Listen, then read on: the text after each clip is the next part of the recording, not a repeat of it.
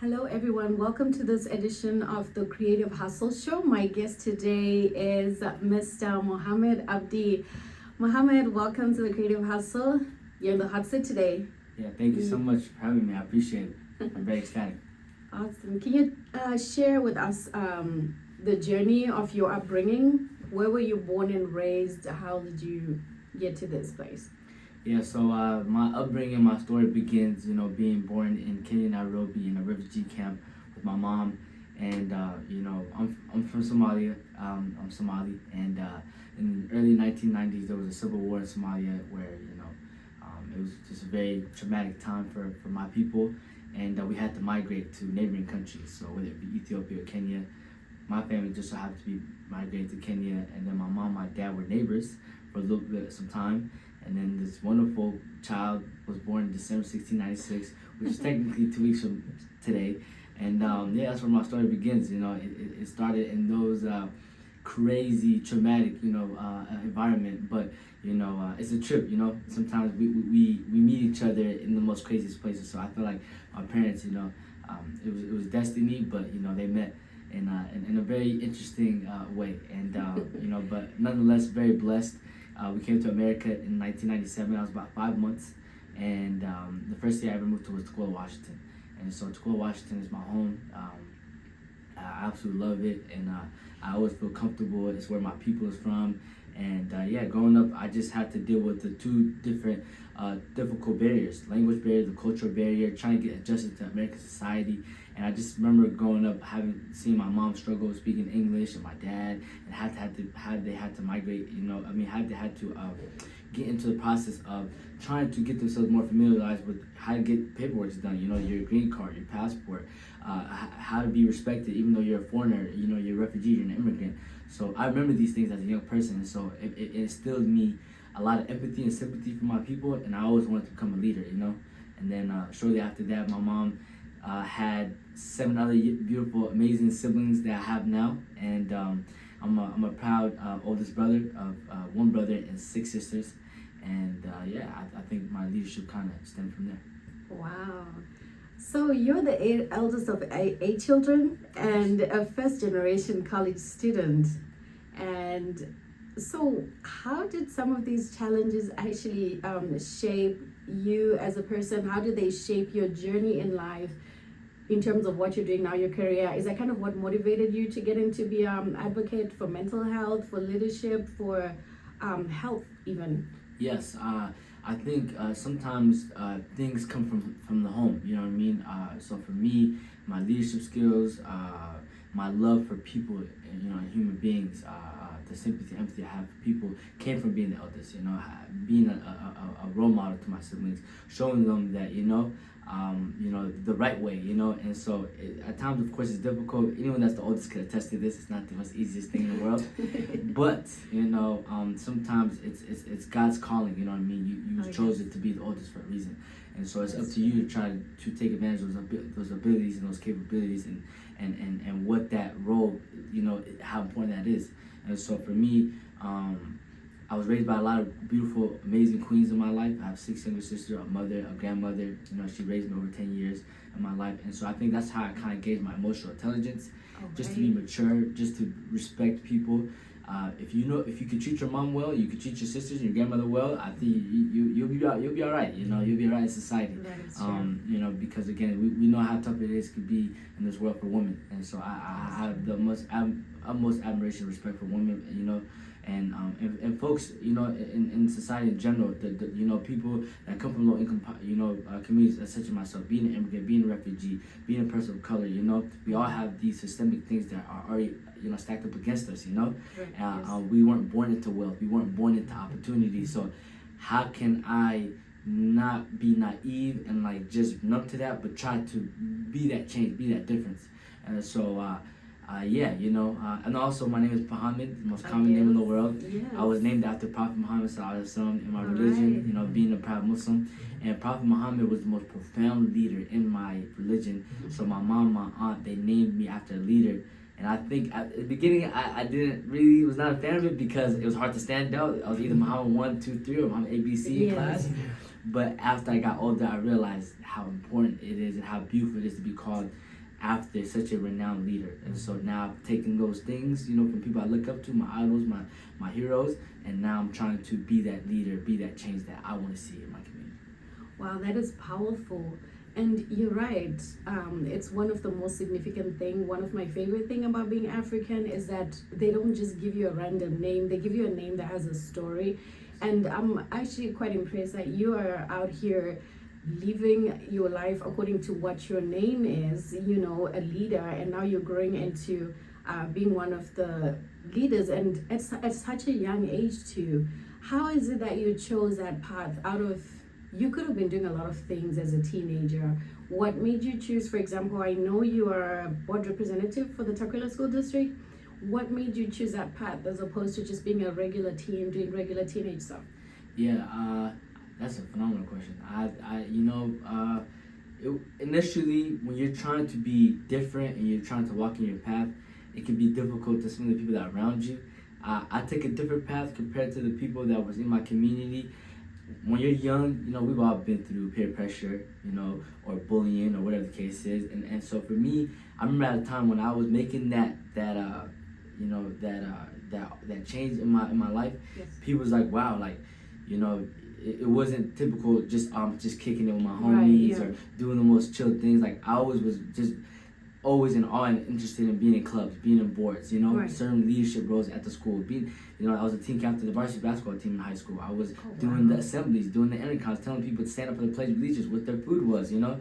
The whole school would hear my voice. So I you know, it takes a while to try to find your identity and find what it is that you want to do. That's true. But I had to learn that it's cool to just be you know what I mean? If it looks different to other people, just, you know what I mean, be content and be unapologetic yourself. Mhm. And so I realized for me, there's nothing more that I love than giving back, you know what I mean? Right. Being of service, you know, being a servant of God. Mhm. And so, you know, I'm a believer there's a higher calling. I'm a believer that, you know, there's a bigger picture in life than just us you know, just living and having fun. You want to leave an impact. You want to leave a legacy. And my legacy is basically I want to touch as much lives as I possibly can.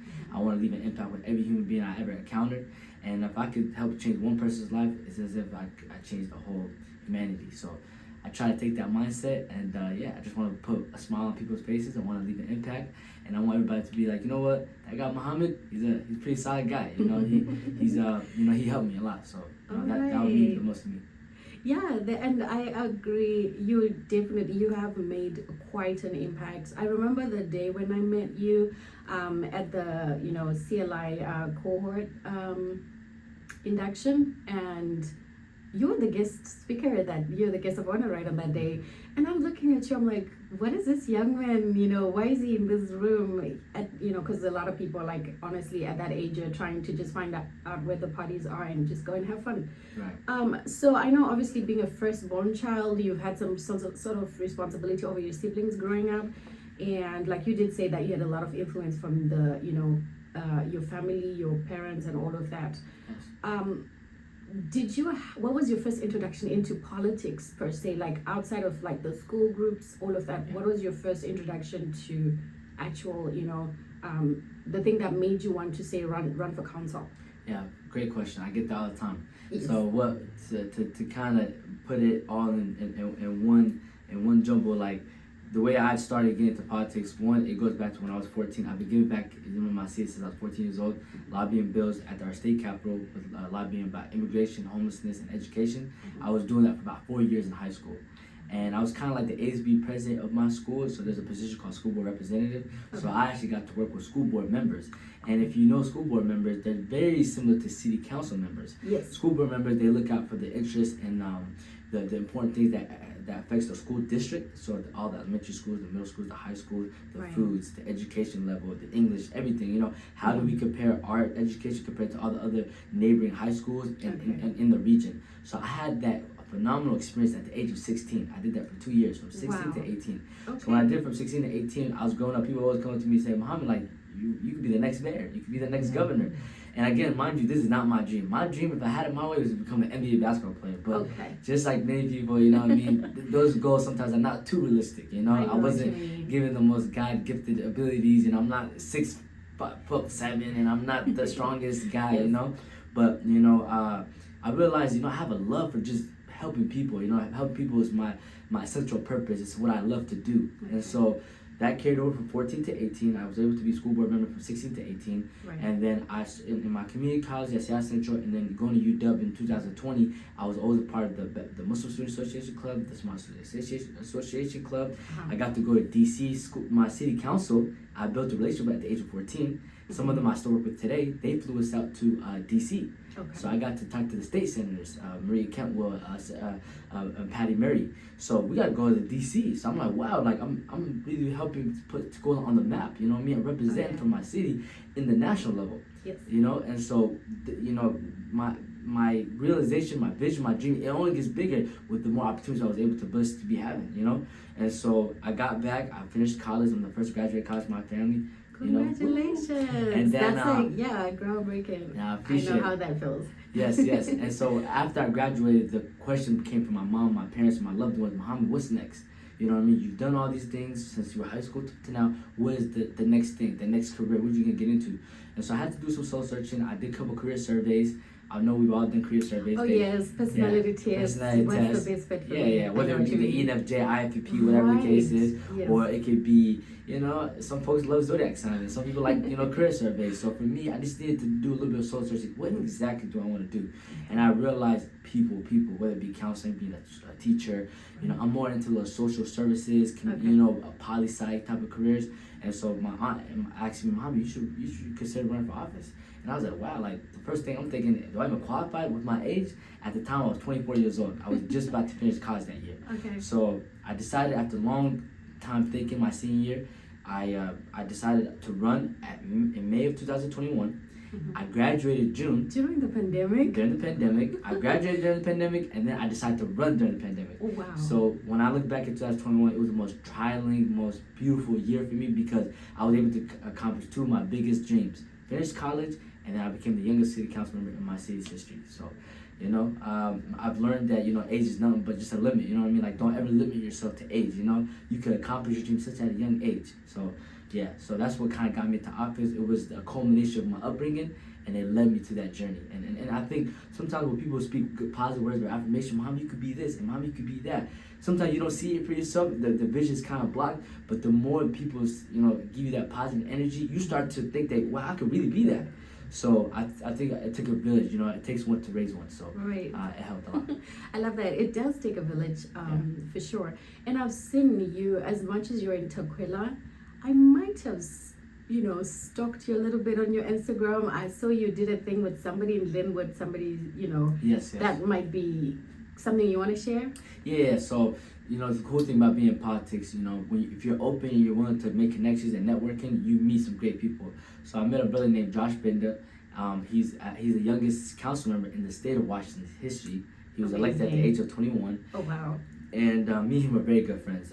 Just a couple weeks ago, we went to an Atlanta conference with all the city council members all across the country and all the mayors. Mm-hmm. So we always go to a National League of Cities conference once a year. It's always in a new city. So me and Josh, we became good friends since the day we got elected. We got elected at the same term, same year, same month, everything. And he's just another brother from another mother, you know what I mean?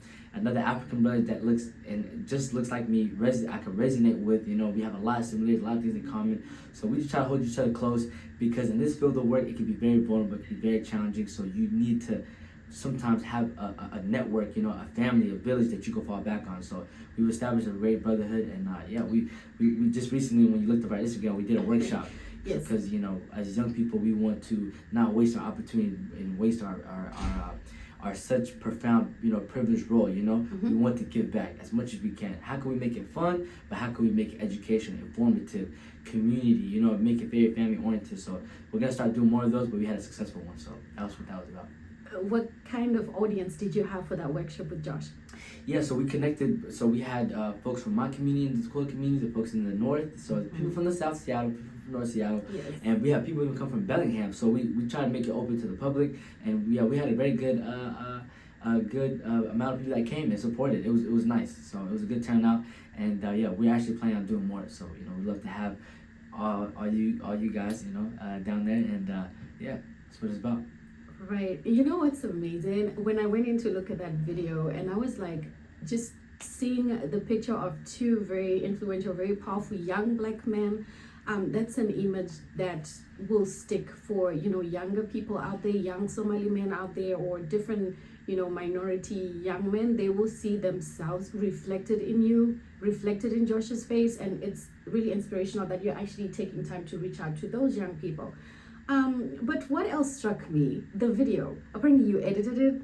So tell me a little bit about Mohamed the creative, because I know I've seen things here and there, and you know, would you like to share on that side of you? Yes, so I do. I've slowly found a new love, new interest. I like to, push content, positive content.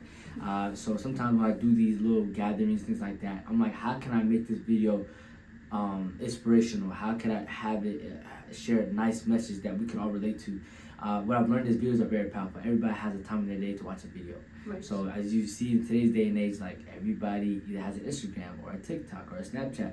So we all have a time in our day where we love to watch our loved ones, see how happy they're doing or how they're doing, or people that we look up to, or people that we aspire to be. So for me, like I said, my platform, if you ever go on my Instagram, it's all fun, it's all creative, it's all family, and yeah. Okay, so you know what I found really cool about the video that you did on the day you and Josh had the workshop is the way you filmed it. It was zooming in on the people, the hairstyles, you could see all the diversity in the room, and just the editing was on point. It was flawless, and apparently you did that video. Yes, so I can't take all the credit, but yes, the person who edited it was me. So I found a new love when it comes to editing now. I just need, one of my good friends to capture it, and I know how to turn it into like a nice reel, a nice recap. So my brother, I want to give a shout out to, his name is Dalton. We call him D-Boy. So D-Boy, D-Boy, I know D-Boy. D-Boy Fresh. Yeah, we've done a couple little things this past couple years. He's a great brother, also from Kenya, you know what I mean? I was born in Kenya, so that's my long lost Kenyan brother right there, brother from another mother. Awesome. He has been so kind and courteous, like he believes in me, you know what I mean? Sometimes more than I believe in my, my creative vision, So he's like, Mohamed, like, I'd be more than happy to tag along and shoot this for you. So we built a great brotherhood, a great friendship. And he was like, Mohamed, I'd be more than happy to come, capture this moment for you, this wonderful workshop.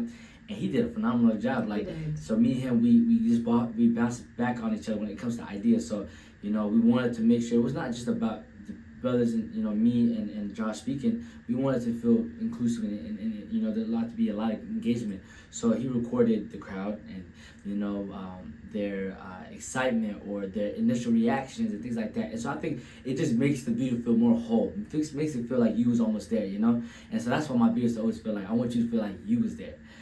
So I've picked up on skills of editing, Right. And I think my editing is not too shabby. Oh no, it was on point. Yeah, I loved it. Yeah, I come up with the music. I come up with the okay, put this clip on, but it takes a lot of work. Editing is probably the hardest thing, and I think that's probably another reason why, like me and my brother, we work very well. He doesn't mind shooting it. Okay. Editing. It's not that he doesn't want to edit, but me, I already always have a vision of how this could go. You know what I mean? I don't know how it'll go initially, but all I need is to sit down a couple hours and come up with it. And I can try to put it together, try to make it to like a nice little recap. So, but yeah, no, I found a new love of editing and content creating. Yeah, I love that, and I love how you collaborated with a brother from Kenya. Just more of that representation, more of that, because I know a lot of eyes on you, an African immigrant. So when other people in your community see this kind of work, you don't just have to restrict yourself to one area. You can do so many things. And so besides that creative side that you have, where you can visualize your video, editing, I know it's a lot of like detail oriented stuff. Do you have any other expertise in the arts field? What have you worked on? Yes, so a couple years ago during the pandemic, COVID, it really put a chokehold on a lot of us. It forced us to kind of step away from things that we was already doing initially, because it was a scary time. Sometimes still to this day, I can't believe that we lived through those times, Yeah. But during that time, I asked myself, Mohamed, like, first of all, we're quarantining a lot. We're not even seeing our friends no more. We're not doing all these things. So, we all had to isolate. Yes. But I was like, this isolation feeling is not for me. I need people. I need to stay creative. I don't want to kill my creativity. Yes. So I told myself, Mohamed, like, what's something that you would do that you probably wouldn't do had COVID not existed? What's a far-fetched dream that, you can see yourself doing right now for the sake of, time? And I was, doing a documentary, I was like, I'm young. I don't think I'll ever have a chance to, because I usually stay busy year round. So I was like, let's do a documentary. And at the time, unfortunately, we had the whole situation going on with George Floyd and Ahmaud Arbery and Breonna Taylor. That was a tough time. And, it was very heartbreaking, you know what I mean? Like I said, I'm a people's person, as you guys can kind of see, and I love people. And when I see my people, dying and being hurt, police brutality, it truly breaks my heart. Like I can't skip over without having to feel some type of way about it. So I was like, you know what? I want to do something that touches on mental health. You know what I mean? In terms of the folks that do the work. You know what I mean? So I decided to call the documentary "Surviving the Movement." I did this with my brother Saul Goodwin. Another creative, he had the camera equipment, the Black Magic camera, which was phenomenal. Oh, wow. He had the editing down and everything like that. And I was kind of like the producer, but also like we helped do the narrating and the writing and the interviews and stuff like that. So I wanted to tell a story, like interview some of the strongest people I know that, protest, many years, that are profound leaders in our community. And I was able to show a little bit of my family. My mom's in the film, and my younger siblings, That gives it a personal touch. Yeah, a personal touch, you know what I mean? I wanted to kind of culminate all those things in one. And so that documentary, I did it in 2020, in July. And I'm proud to say in the year after, it got recognized by the biggest mental health organization. Yeah. Mental Health America was able to get a media award. Alongside other Netflix films and things like that. So I was like, wow, my film got nominated. So you have an award under your belt? My goodness. I was like, who knows, whoever knew I was going to be a filmmaker, award-winning filmmaker, Wow. So, yeah, just, I'm blessed, like I said, sometimes you just got to try. You'll never know who's going to recognize your work or who's watching when you least expect it. That is true. So, yeah. Wow, I'm so impressed. Congratulations on the award, by the way. Should we it. look forward to a little bit more of that stuff? Get to see a little more of your creative side? Yes, so okay. I'll say a sneak peek, only on this show, by the way. I've never seen this exclusive. Okay. So I think for me, people don't know this because I've never publicized it, but I'm trying to do a short film of my council experience. Okay. So you'll see some some cool stuff, some speaking engagements. I've been behind the scenes. Yeah, a little behind the scenes. Of what my life has been like as a council member. So wow. I'm trying to see the culmination of 4 years. So I've taken some clips before I got into office, when I got into office, the first year, and this January I'll be 2 years in. So we're gonna try to make it into a nice full story piece. So only on this show. So, oh wow, this is amazing. Yeah. I can't wait to see that. And I love the fact that you've been documenting your journey actually, because it shows people your growth in real time, and it actually gives confidence that somebody else can walk this path. Yes. When you're showing your challenges, your successes, your wins, all of that. So I wish you all the best on that, and I can't wait to see the documentary come out. I appreciate it. Wow. So what message or advice would you like to share with our listeners, especially those who may be inspired by your story and all the amazing work that you've been doing? Yes, my biggest advice is, it's a reminder to myself, but just continue to be yourself. Life is very short. We only get, there's a saying, YOLO. Sometimes YOLO, we use it in the most funnest ways, but YOLO also, it means more than just that. You live life only once. And my thing is, we all have a gift, we all have a calling, we all have a purpose, we all matter. And so how are we trying to make a difference in our world? How are we making a difference towards our loved ones? How are we leaving an impact? I've been blessed that in my calling, I've been able to inspire a lot of people that I never thought I would inspire. When I wanted in the office, I got over 1,000 messages.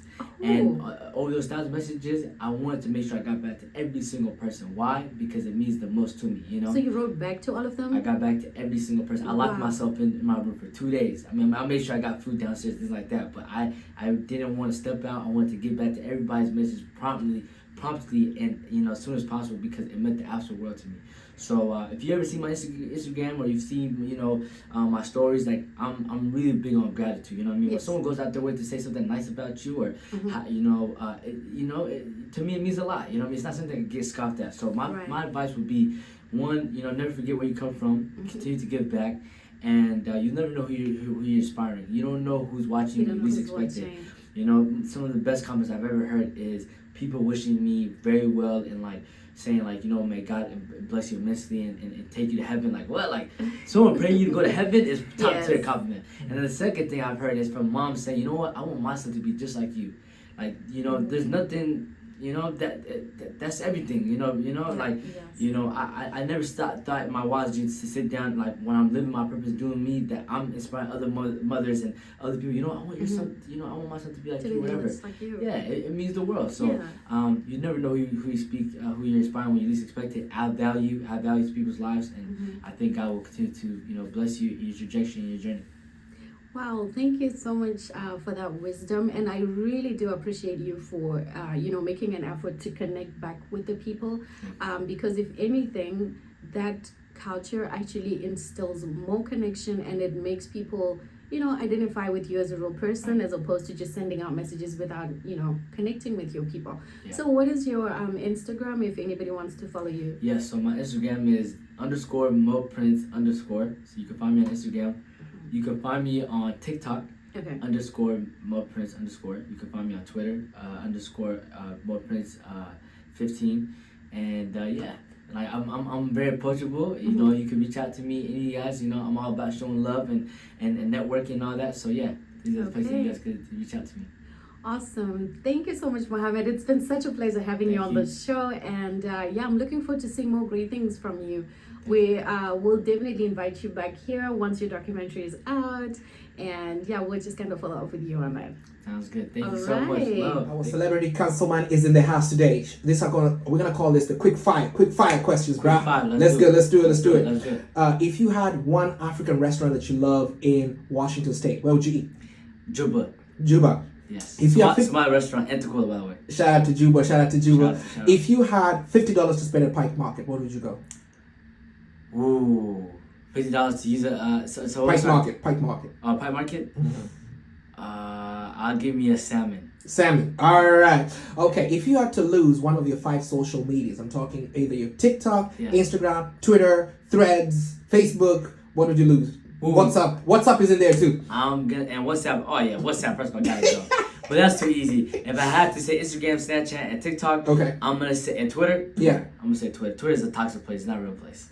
It's your birthday. You have 5 gift cards. $100 for Target, $20 for Zara, $20 for H&M, and $200 for Walmart. Which gift card would you take? Ooh, I'm gonna say Walmart. I'm a sucker for all snacks and things like that. And some places got canceled because of the whole Gaza situation. So we're not trying to get canceled. So I'm gonna say sorry. Actually, I'm gonna repeat that question. Please repeat that again. Okay. So if you had, this is your birthday. You have $100. This is gift cards. $100 for Target, $40 for H&M. Sorry, do it one more time. My apologies. Okay. All right. This is your gift card for your birthday, but you have to choose one. Right. $100 gift card from Target. Yep. $40 gift card from Zara. Okay. $40 gift card from H&M, or $200 worth of gift cards from Walmart. Damn, that's a good question. I'm gonna say Walmart. I'm gonna say Walmart because I'm a sucker for a lot of goodies, and I love my cereal, I love my snacks, I like my chips, all that. So $50 for Walmart, I can do a lot with that. So I'm gonna say Walmart. What's your favorite color? Favorite color is green. Favorite place in the world? I'm a fan of Celtics. All right, so shout out to Celtics. All right, I like Celtics. There you go. What does your Monday morning look like? My Monday morning looks like, first of all, praying, getting coffee, and getting my work done. There's nothing more liberating than getting your work done in the morning when everybody's slowly waking up. So I'm a morning person. So. All right, we have one free round. What's it called? We have one free ticket to Africa for holidays in December. Which country would you visit? Kenya, because I was born in Kenya, Nairobi, and wanted to pick up a little bit Swahili. Visit my birth country, so How many siblings do you have? I am the oldest of 8 siblings. I have 1 brother, 6 sisters. If you had a +1 and something very important to you, you have to choose only one of them. Who's your favorite? Ooh, are you talking about my siblings or my cousins? Your siblings. We can go 4. I'm gonna have to say my brother Hanad, just because me and him were a year and a half apart, and yeah, we damn near done everything in life together. So yeah, that's my partner. So yeah, I'll take him. All right, and this is probably a good question. Yes. All right, if you had to change any of the players of Seahawks, who would you replace? The quarterback, the center, the front. Who would you replace? The coach, the water boy. Yeah, I would personally have to change Gino, and I love Gino. Okay. Because when people was writing him off, he was a right back, and I love that quote, and I love what he's doing. Mm-hmm. But Gino's time, I think, slowly has expired. Mm-hmm. We need a better quarterback, more durable, Mm-hmm. and yeah, we need someone that's better than Russell that can take us to the promised land. So, Correct. Quarterback. All right, this is the last one. You have a group of friends, you boys somewhere in the weekend, yeah. Yes. So we have 5 teams, and these are all in Seattle. Right. All Rain, a ladies soccer field team, Yes. yeah. We have the Seahawks. Yes. We have the soccer team. What's it called? Seattle Sounders. Seattle Sounders. Yeah. And then we have our hockey, our ice hockey. Sorry, do that question one more time. Sorry. Okay, so Sounders. Let me remember what's the hockey called? Hockey's called Krakens. Okay. All right, bro. This is a weekend, you and your boys. All right. But we can only give you 5 tickets to one of these games. Okay. Ticket number 1, All Rain. Ladies, this is going to be a VIP, all ladies football team. Okay. Washington. Number 2, Seattle Kraken ice hockey. No, this is half VIP. Yep. But you know what I'm saying? Yeah. Number 3, Seattle Sounders. Okay. Regular seats. Okay. For the Seattle Sounders. Okay. And we have nosebleeds for Seahawks. Wow. I would take